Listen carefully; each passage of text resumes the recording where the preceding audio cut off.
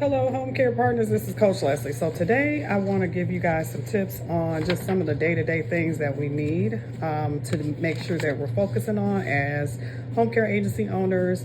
One thing we got to remember, the biggest thing is we are managing relationships, right? We're managing the relationships with our customers, our clients. We're managing relationships with the physicians, with the nurses. We're managing relationships also with the caregivers. So there's a lot of relationship building going on.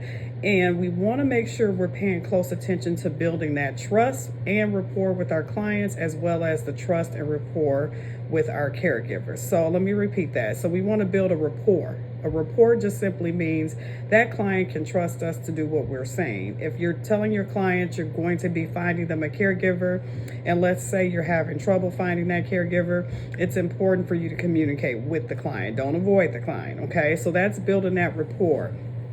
And also with the caregivers, if there are things that are not going right, if the caregiver is not performing the way they need to, a lot of times we have to realize there is a part of our role that causes us to have to confront. And confront means to address the issues at hand without emotion. And that's really important. I had to learn that. It was very hard to do what I would call an employee write-up.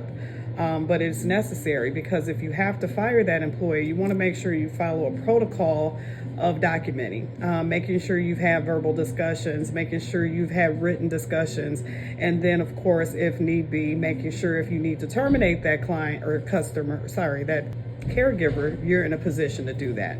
So I just wanted to make sure you kind of focus on the fact that we're building trust and rapport with our clients and with our caregivers. Also making sure we understand challenges that come from caregivers. Caregivers call in, caregivers impact the file. Sometimes they begin to do things, they begin to take advantage of the relationship with the client, and then all of a sudden you're dealing with a client that's actually being controlled by the caregiver. So it's really important that we develop that rapport necessary for us to make sure that we're managing those relationships effectively.